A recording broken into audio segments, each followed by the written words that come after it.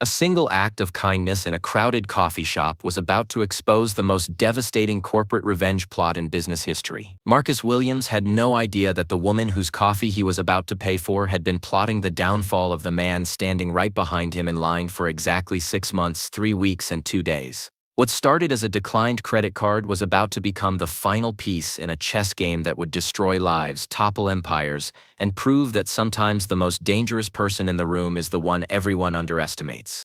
Card declined again, ma'am. Do you have another form of payment? The barista's voice carried across the morning rush at Downtown Brew, each word landing like a slap. Camila Santos stood frozen at the counter, her hand still extended toward the card reader. At 35, she had faced boardrooms full of hostile executives, negotiated million-dollar deals, and stared down corporate bullies. But this moment, this public humiliation over a $4 latte, felt different. Behind her, she could hear the shuffling of impatient feet and barely suppressed sighs. The line was growing longer, and she was the obstacle everyone wanted removed. "Try this one," she said calmly, pulling out her personal card. Her voice betrayed nothing of the storm brewing inside her chest. "Declined." The young man directly behind her snorted audibly. "Come on, lady. Some of us have jobs to get to." That's when a voice she hadn't heard in 6 months cut through the morning air like a blade. "Hey, cashier, just put her coffee on my tab." Camila's blood turned to ice. She turned slowly, knowing exactly whose face she'd see, but needing to confirm the cosmic cruelty of this moment. Daniel Kirkwood. Perfectly styled silver hair, a navy Tom Ford suit that cost more than most people's monthly rent, and that same condescending smile that had haunted her nightmares for half a year. The same Daniel Kirkwood, who had stood before the board of Kirkwood Industries 6 months ago and said, "Camila, sweetheart, you know we love your unique perspective here. But maybe it's time for you to seek opportunities that better align with your cultural background." Before we continue, let us know in the comments where you're watching from. And don't forget to like, share, and subscribe to the channel. Because tomorrow at the same time, we'll bring you another story of Black people leading the way that you won't want to miss.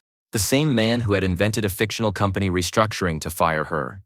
The woman who had doubled his company's revenue in 4 years as Director of Strategic Development. "No thank you," Camila replied, her voice steady as granite. "Oh, come on, everyone's been there. It's just coffee." Daniel chuckled, already holding his Apple Watch toward the payment reader. "580 won't break me." The payment went through instantly. Camila accepted the coffee with a whispered thank you, watching Daniel stride toward the executive seating area without a backward glance. To him, she was just another charity case. A feel-good story to share at dinner about his morning generosity. He had absolutely no idea who she really was, or what she had become in the 6 months since he destroyed her life. Camila found a corner table where she could observe without being seen. From here, she watched Daniel settle into his usual spot, the same table he'd occupied every Wednesday morning for the past 3 years. She knew because she'd been watching him for 26 weeks straight. Her phone buzzed. A text from her assistant. "Santiago Holdings acquisition complete. You now own 31% of Kirkwood Industries common stock." She typed back quickly, "Excellent. Initiate Phase 2. Phase 2 confirmed. The audit begins Monday." Camila slipped the phone back into her purse and studied the man who had single-handedly destroyed her career.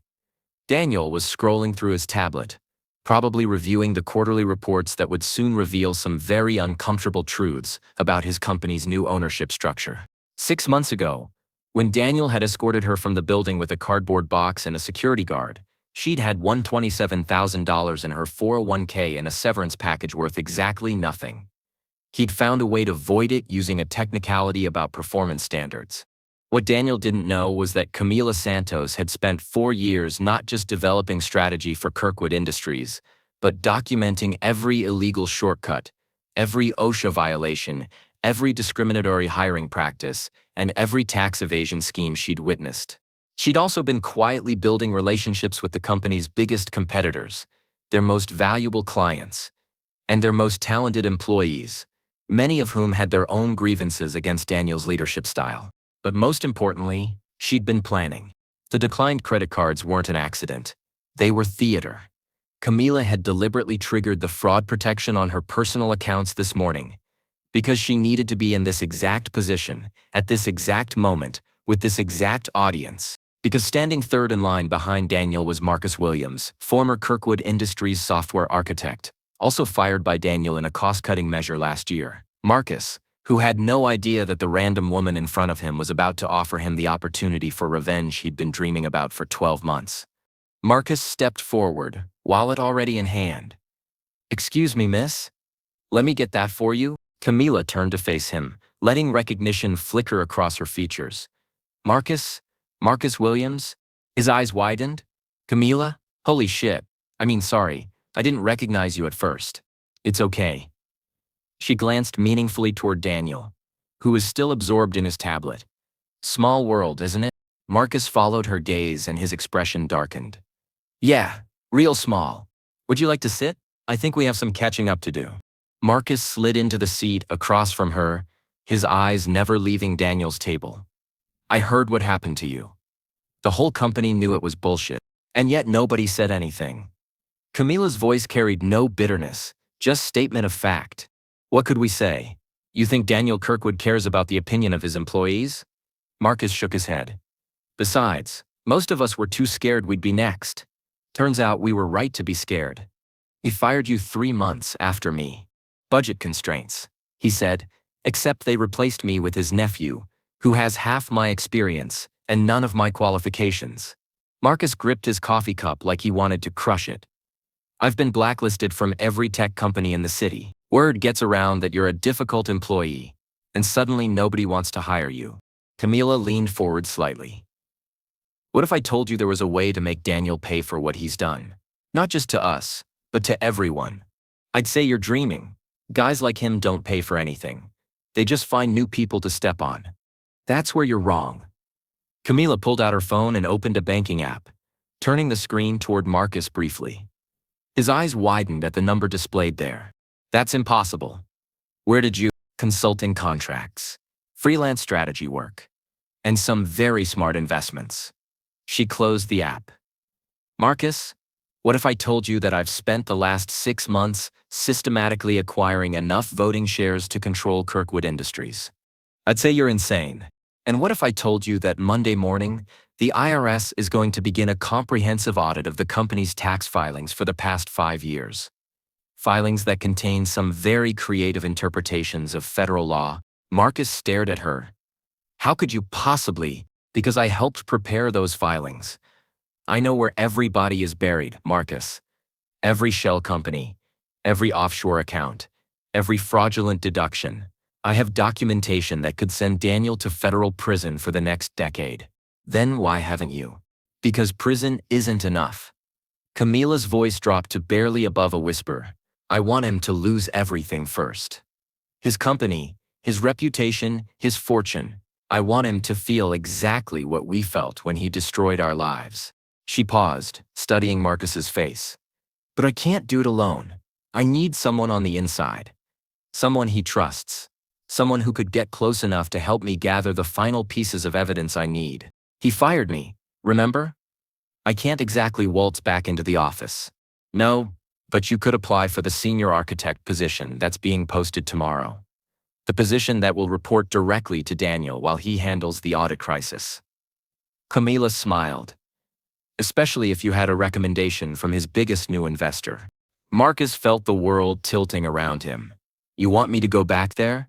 I want you to help me finish what he started when he decided we were disposable."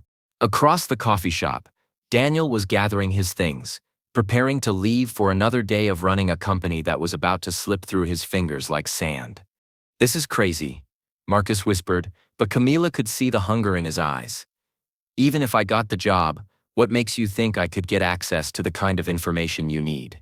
"Because the information I need is in Daniel's personal office computer. Files he thinks are encrypted but aren't. Financial records he believes are hidden but are stored in a system you helped design." Camila leaned back in her chair. "You built the network infrastructure for Kirkwood Industries. Marcus, you know every backdoor, every security flaw, every way to access data without leaving fingerprints. That's corporate espionage. That's justice." Her voice carried a steel edge that made Marcus go quiet. "Let me tell you what Daniel has done since you left. He's laid off 67 more employees, all minorities and women over 40. He's moved manufacturing to a facility in Mexico with no environmental oversight, violating EPA agreements. He's been billing clients for services never rendered and pocketing the difference. She pulled out a tablet and showed him a series of financial documents. 3 weeks ago, he used company funds to purchase a vacation home in the Bahamas. He listed it as a corporate retreat facility for tax purposes, but the only person who's ever stayed there is his 23-year-old assistant. Marcus studied the documents. How did you get these? By friends everywhere. Marcus, employees who are tired of watching Daniel destroy everything they've worked for. Clients who are starting to ask comfortable questions about billing discrepancies. Government officials who are very interested in certain offshore transactions. She swiped to another screen, showing email screenshots. This is from last week. Daniel instructing his CFO to hide $2.3 million in losses by spreading them across multiple subsidiary accounts. That's securities fraud, Marcus.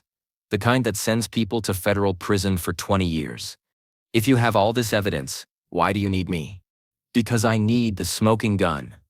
The one piece of evidence that ties Daniel personally to every crime, every fraud, every violation. Camila's eyes were blazing now. He keeps a private file on his personal computer. He calls it his insurance policy. It contains documentation of every illegal thing he's ever done, every person he's bribed, every threat he's made. Why would he keep something like that? Because men like Daniel Kirkwood believe they're untouchable.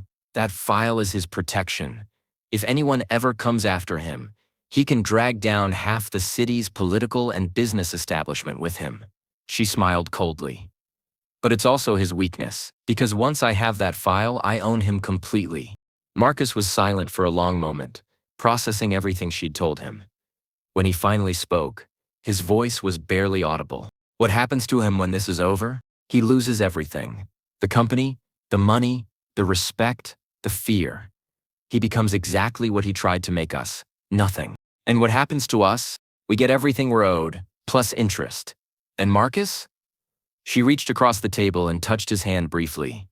We make sure no one else ever has to go through what we did. 3 days later, Marcus Williams walked through the glass doors of Kirkwood Industries for the first time in over a year. The familiar corporate smell, expensive carpet, industrial coffee, and barely contained desperation hit him like a physical force. The receptionist, a new face he didn't recognize, smiled professionally. Mr. Williams, Mr. Kirkwood is waiting for you in his office. As Marcus rode the elevator to the 15th floor, his phone buzzed with a text from Camila. Remember, you're just a desperate ex-employee grateful for a second chance. Nothing more. He typed back, copy that. But his hands were shaking as the elevator doors opened. Daniel's office was exactly as Marcus remembered.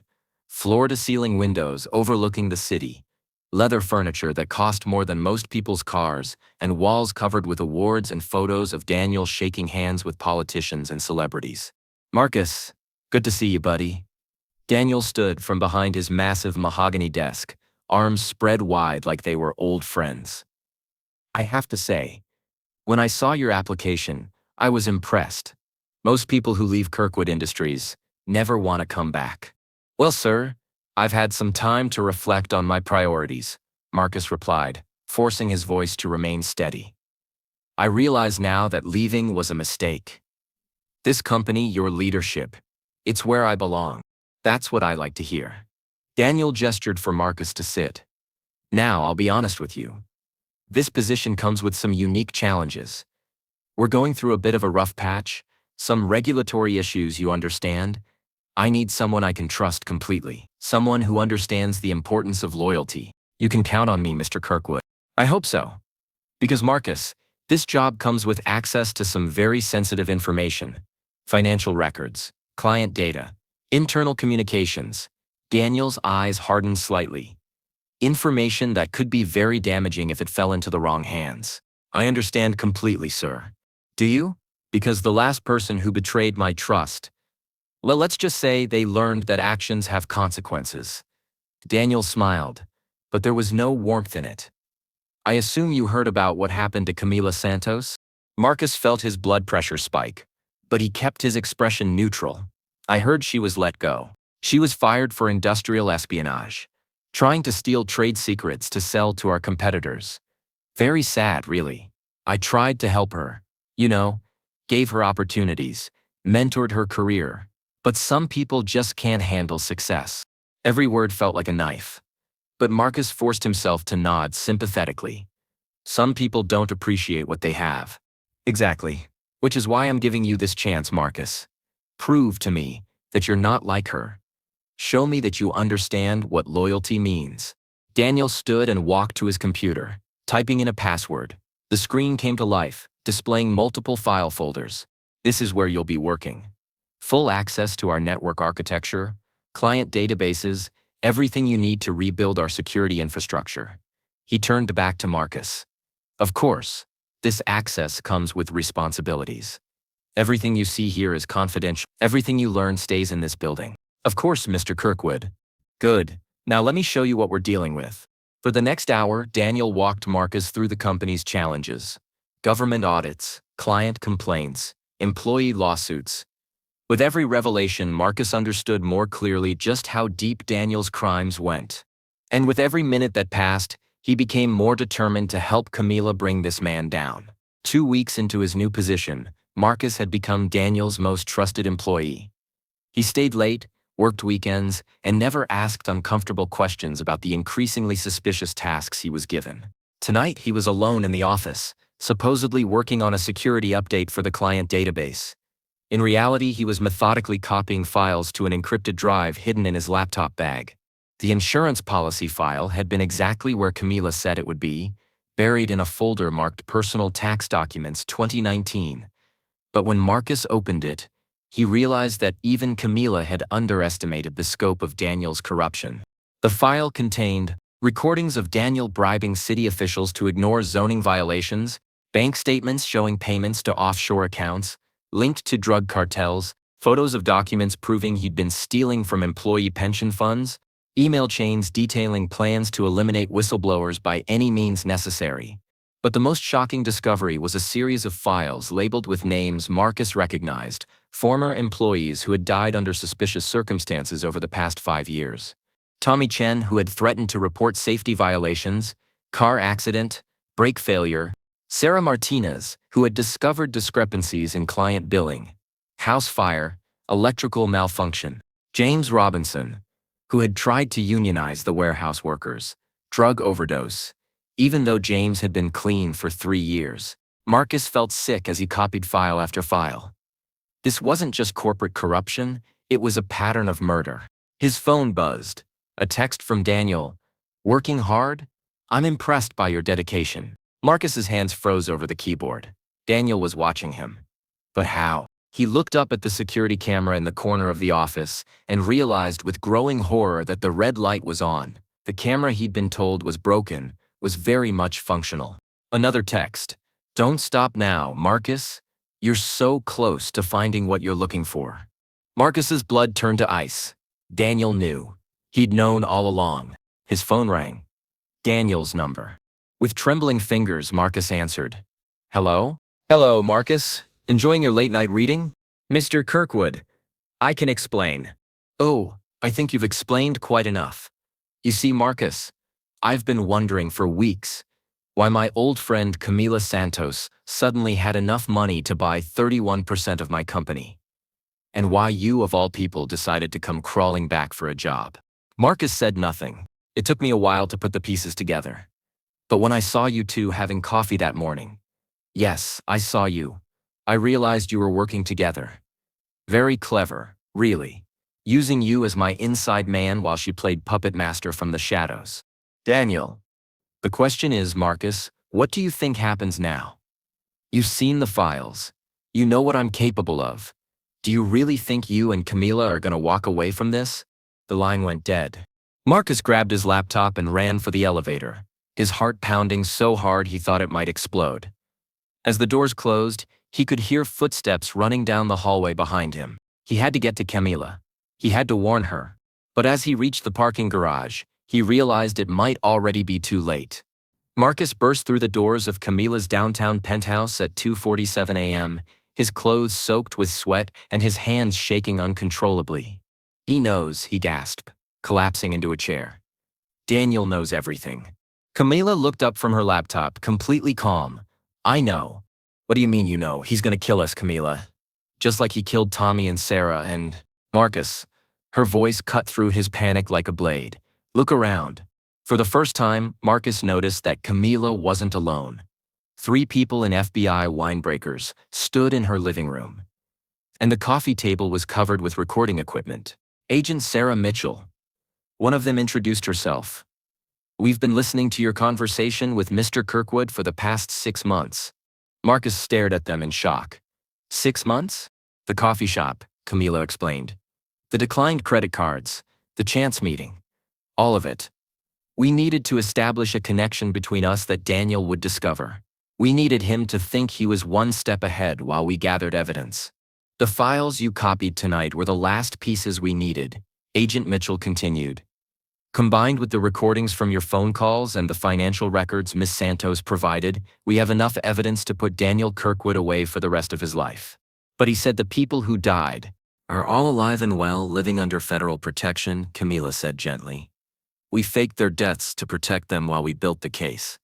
Tommy Chen is actually downstairs in the lobby right now, helping coordinate tonight's arrests. Marcus felt the world spinning around him. So this was all a federal investigation that's been 18 months in the making, Agent Mitchell confirmed. Miss Santos has been working with us since Daniel first fired her. Everything, the stock purchases, the insider information, even getting you hired, was designed to make Daniel feel threatened enough to reveal the full extent of his crimes. Camila walked over to the window and looked down at the street below. He's being arrested right now, Marcus, along with 6 city officials, 3 judges, and the mayor's chief of staff. The entire network is coming down. As if on cue, Marcus could see flashing lights in the distance. Police cars surrounding the Kirkwood Industries building. What happens now? Marcus asked quietly. Now, you get your life back, Camila replied. Both of us do. The company will be restructured, employees will be rehired with full back pay and benefits, and everyone Daniel hurt will finally get justice. She turned to face him, and for the first time since he'd known her, she looked truly at peace. But most importantly, Marcus, no one else will ever have to go through what we did. No one else will have to feel invisible, disposable, or powerless. Agent Mitchell packed up her equipment. We'll need your testimony for the trial, but Mr. Kirkwood won't be getting bail. The evidence is overwhelming. As the FBI agents left, Marcus and Camila stood alone in her penthouse, watching the sun rise over a city where Daniel Kirkwood would never hurt anyone again. The coffee, Marcus said suddenly. That morning in the shop, you could have afforded it all along. Camila smiled. Of course I could. But I needed Daniel to see me as weak, defeated. I needed him to believe he'd won. She paused. But more than that, I needed to know that there were still good people in the world. People who would help a stranger without expecting anything in return. And I learned that sometimes the most powerful thing you can do is exactly what you did that morning. Step forward when someone needs help, even when you don't know who they are or what they're fighting. Marcus looked out at the city below, where people were already starting their morning commutes, unaware that the most corrupt businessman in the city's history had just been brought to justice by a woman whose coffee had been declined, and a man who had simply wanted to do the right thing. So what happens next? He asked. Camila opened her laptop and showed him the headlines already appearing on news websites. Kirkwood Industries CEO arrested in massive corruption scheme. Federal investigation reveals decades of corporate crime. Whistleblowers bring down business empire. Next, she said, we rebuild. Better, stronger, and more ethical than before. And we make sure that everyone who was hurt gets everything they're owed. She closed the laptop and smiled at Marcus. Starting with you. How would you like to be the CTO of the new Kirkwood Industries? As Marcus stared at her in amazement, he realized that sometimes the smallest acts of kindness really can change everything for everyone involved. And sometimes, those acts of kindness are exactly the weapon that justice has been waiting for.